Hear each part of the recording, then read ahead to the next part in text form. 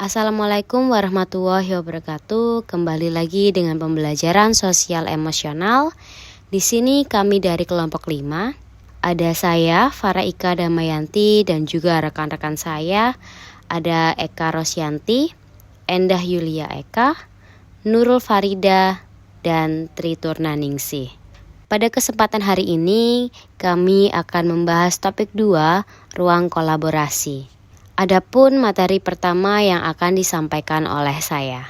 Untuk diskusi 1, pertanyaan pertama, apa tantangan bagi guru untuk menjadi contoh atau teladan khususnya dalam hal sosial emosional?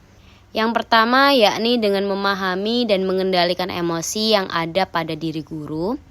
Yang kedua, memahami berbagai faktor yang mempengaruhi lingkungan belajar peserta didik dan mengetahui permasalahan yang dihadapi oleh peserta didik.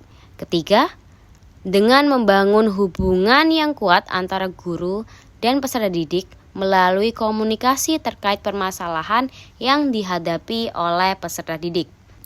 Keempat, melakukan dukungan dan motivasi terhadap peserta didik untuk meningkatkan rasa percaya diri peserta didik. Kelima, mengatasi konflik yang terjadi pada peserta didik selama pembelajaran berlangsung. Dan yang terakhir, mengenali dan memahami emosi peserta didik. Kita tahu bahwasanya memahami dan mengendalikan emosi pada diri sendiri merupakan hal yang cukup berat bagi sebagian orang, terutama untuk guru itu sendiri. Kita sebagai guru dituntut untuk dapat mengendalikan dan juga memahami emosi yang ada pada diri kita. Apalagi saat kita berada dekat dengan peserta didik. Kita harus bisa mengkontrol apa yang ingin kita sampaikan dan juga apa yang ingin kita utarakan berkaitan dengan hal sosial emosional. Karena hal ini dapat mempengaruhi emosi dari peserta didik itu sendiri. Apabila kita tidak dapat mengkontrol apa yang ingin kita utarakan berkaitan dengan hal sosial emosional kepada peserta didik, hal tersebut akan menjadi contoh yang kurang baik bila dicontoh oleh peserta didik ke depannya. Selain itu, kita juga harus membangun bonding yang cukup kuat melalui komunikasi antara guru dan juga peserta didik. Karena pada dasarnya komunikasi inilah yang menjadi kunci utama kesuksesan hubungan yang dibangun oleh guru dan juga peserta didik. Bila tidak terjadi komunikasi yang baik antara guru dan juga peserta didik atau terjadi miscommunication antara keduanya, hal ini akan mempengaruhi hubungan kedepannya antara guru dan peserta didik itu sendiri.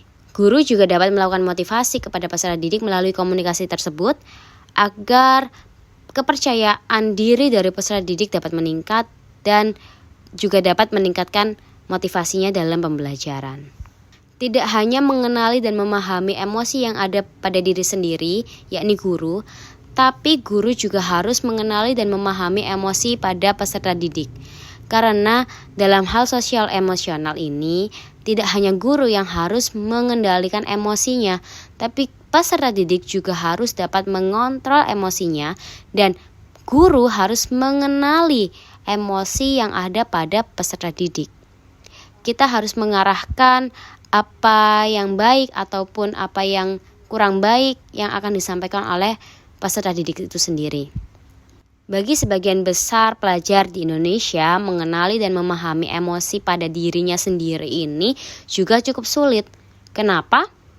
Karena dari kecil kita dididik atau diajarkan untuk tidak dapat mengenali emosi yang ada pada diri kita masing-masing. Contohnya, saat kita jatuh dan terluka, orang tua kita selalu memberikan afirmasi untuk tidak menangis. Nah, hal ini sebenarnya tidak cukup baik karena kita tidak dapat mengenali emosi yang kita rasakan. Kita ingin menangis, tapi afirmasi dari orang tua kita tidak boleh menangis. Nah, ini menjadi suatu kebingungan pada diri sendiri karena tidak bisa mengeluarkan apa yang ingin kita rasakan. Maka dari itu, sebagai calon guru profesional di masa yang akan datang, kita harus dapat mengenali dan memahami emosi pada diri peserta didik dengan cara mengajaknya berkomunikasi untuk mengutarakan apa yang ia rasakan tanpa ditutup-tutupi. Hal ini mungkin akan membantu peserta didik untuk bisa mengerti apa yang ingin ia utarakan dalam dirinya. Untuk pertanyaan selanjutnya yakni kasus pengalaman terkait tantangan guru sebagai teladan dalam sosial emosional. Berdasarkan pengalaman yang kami lalui, ada 3 jawaban di sini. Yang pertama yakni guru akan mengalami kesulitan mengelola peserta didik yang terkadang sulit untuk dikendalikan. Kedua, pola pembelajaran guru yang tidak adil atau pilih kasih dengan peserta didik yang menyebabkan adanya kesenjangan sosial antar peserta didik. Dan yang terakhir, sikap tegas guru yang terkesan galak menyebabkan peserta didik memiliki kekhawatiran saat pembelajaran. Baik, saya Nurul Farida akan mempresentasikan nomor 3, yakni bagaimana sekolah bisa mendukung pembelajaran sosial emosional dan apa saja tantangan di sekolah. Yakni sebagai berikut. Cara sekolah mendukung pembelajaran sosial emosional diantaranya yakni sekolah dapat mendukung pembelajaran sosial emosional dengan menerapkan social emotional learning sebagai salah satu budaya sekolah dan budaya kelas.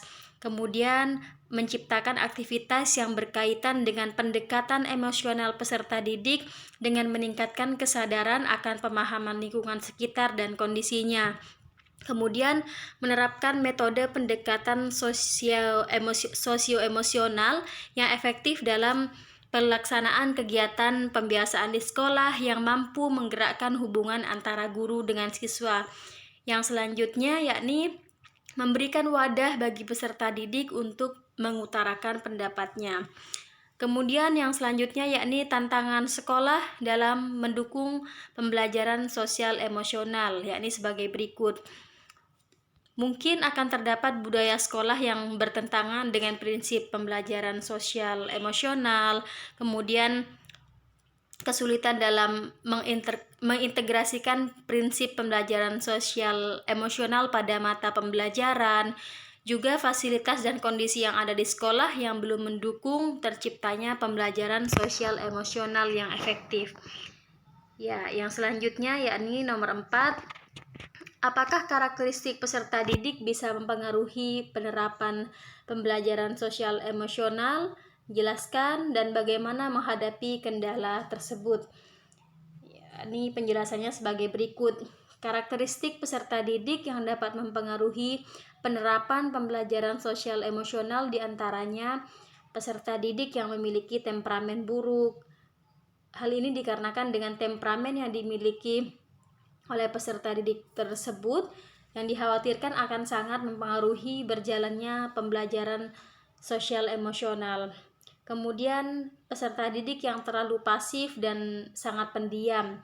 Karakter peserta didik yang demikian akan sangat tidak menguntungkan bagi pelaksanaan pembelajaran sosial emosional. Hal ini dikarenakan bagi guru yang pertama kali mengajar dalam satu kelas tersebut akan kesulitan mengidentifikasi karakteristik siswa serta kesulitan menentukan strategi yang tepat yang dapat digunakan untuk mengatasi masalah pembelajaran. Bagi siswa, pembelajaran sosial emosional mereka juga akan terhambat. Yang selanjutnya, peserta didik yang memiliki trauma di masa kecilnya, namun seiring berjalannya waktu, ia tidak mendapatkan treatment yang bagus atas rasa traumanya tersebut. Ya, yang selanjutnya yakni lanjutan dari diskusi nomor 4, yakni cara menghadapi beberapa kendala di atas. Yakni guru bisa mempelajari background dan karakteristik masing-masing siswanya dengan baik, kemudian guru juga bisa melakukan pendekatan secara emosional kepada siswa dan berusaha membangun komunikasi yang baik. Kemudian guru boleh merancang pembelajaran yang di dalamnya telah terintegrasi perkembangan sosial emosional. Terima kasih. Baik, selanjutnya saya akan menjelaskan tentang strategi untuk menghadapi kendala yang muncul. Ada 3 strategi. Yang pertama, penyesuaian kurikulum. Mengadaptasi kurikulum dan pendekatan pembelajaran untuk memenuhi kebutuhan dan karakteristik individu peserta didik. Ini dapat melibatkan penggunaan variasi metode pengajaran, pemodelan perilaku sosial yang positif, dan penekanan pada keterlibatan aktif peserta didik. Di beberapa sekolah ada yang sudah menerapkan kurikulum merdeka, namun ada juga yang masih menggunakan K13. Penyesuaian kurikulum tersebut tergantung kebijakan dari sekolah apakah mampu atau tidak menggunakan 2 kurikulum tersebut. Karena hal itu akan berpengaruh pada proses pembelajaran. Menurut saya, kurikulum merdeka banyak memberikan dampak positif. Di antaranya siswa memiliki kebebasan untuk memilih topik yang mereka minati atau ingin dipelajari. Hal ini dapat meningkatkan motivasi dan minat belajar siswa karena mereka merasa memiliki kendali atas proses pembelajaran mereka sendiri. Strategi selanjutnya yaitu pembinaan emosi dan keterampilan sosial. Mengintegrasikan program yang mendukung pengembangan emosi dan keterampilan sosial peserta didik, seperti kecerdasan emosional, kerjasama, komunikasi, dan resolusi konflik. Ini dapat melibatkan kegiatan kelas, permainan peran, diskusi kelompok, dan latihan refleksi diri. Selanjutnya, individualisasi dan dukungan. Menyediakan pendekatan yang individualisasi dan dukungan ekstra bagi peserta didik yang menghadapi kendala sosial emosional. Untuk diskusi kedua, nomor 1, yaitu bila Anda menonton film tersebut, apa yang bisa Anda pelajari dari film tersebut berhubungan dengan guru yang menjadi agen perubahan. Kebetulan dari kelompok kami untuk film yang dipilih yaitu yang pertama ada film Laskar Pelangi. Film ini adaptasi dari sebuah novel yang sudah ada sejak tahun 2009 dan film ini juga sudah mendapatkan beberapa kali penghargaan film terfavorit pada tahun itu. Langsung saja akan saya jelaskan hal-hal yang dapat dipelajari dari film Laskar Pelangi adalah ada seorang guru yang bernama Bu Muslimah yang memiliki semangat yang sangat luar biasa dalam mendidik 10 siswa dengan karakteristik yang sangat berbeda. Semangat yang dimiliki oleh Bu Muslimah dalam mengajar membawa atmosfer kelas selama pembelajaran berlangsung menjadi lebih menyenangkan. Selain itu, Bu Muslimah juga memiliki kepedulian yang tinggi terhadap ke-10 anak didiknya. Hal ini dapat membuat siswa merasa didukung perkembangannya dan diperhatikan setiap progresnya. Dengan begitu akan menumbuhkan semangat tersendiri bagi siswa dalam mengikuti pembelajaran yang dilaksanakan. Bu Muslimah juga percaya pada kemampuan siswa sebagai hal penting dan menjadi acuan dalam pelaksanaan pembelajaran dan mendampingi siswa selama proses pembelajaran. Di dalam kelas yang diajar oleh Bu Muslimah, kelas tersebut ada 10 siswa. Yang pertama yang sangat memiliki kemampuan berhitung sangat akurat yaitu Lintang. Lalu ada siswa yang bernama Mahar yang memiliki jiwa seni yang sangat bagus. Kemudian ada juga yang bernama Harun, seorang siswa yang memiliki keistimewaan. Namun dari hal itu membuat Bu Muslimah percaya bahwa potensi dari masing-masing siswa merupakan potensi yang sangat luar biasa. Bu Muslimah merupakan salah satu figur guru yang mampu menjadi contoh dalam berperilaku oleh peserta didik. Bu Muslimah juga menerapkan sifat pantang menyerah dan selalu berusaha kepada para siswanya.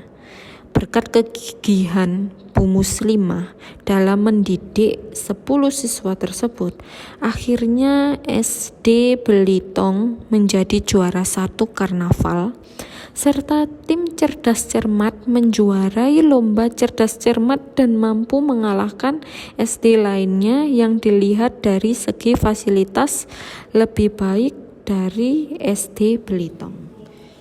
Jadi di sini SD Belitong ini SD yang paling tua yang ada di pedalaman daerah Bangka tersebut dan memiliki fasilitas yang sangat terbatas yang dibandingkan dari SD yang ada di perkotaan besar sangatlah kurang. Jadi dengan menjuarai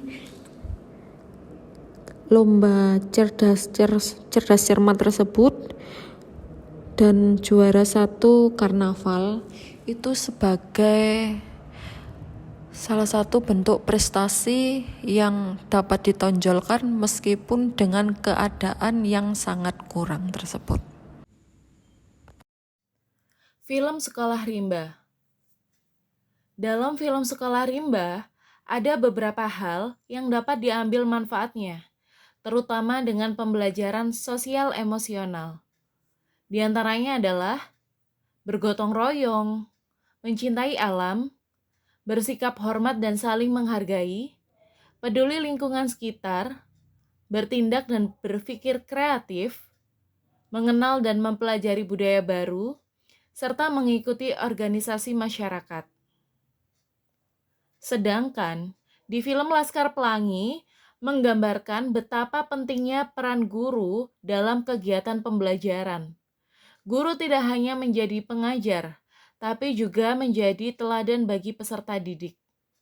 Mereka berperan dalam membentuk budi pekerti dan memberikan inspirasi kepada peserta didik untuk meraih impian mereka. Guru dalam film tersebut tidak hanya berfokus pada pengetahuan akademis, tetapi juga berperan sebagai sosok yang membantu peserta didik mengembangkan dan mendukung potensi, serta menghadapi tantangan dalam pendidikan mereka.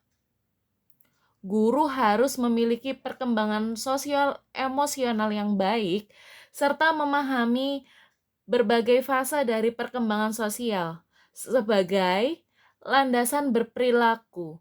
Dengan begitu, siswa akan merasa aman, nyaman, serta terjaga selama kegiatan pembelajaran berlangsung. Sekian presentasi dari kelompok 5. Akhir kata, wassalamualaikum warahmatullahi wabarakatuh.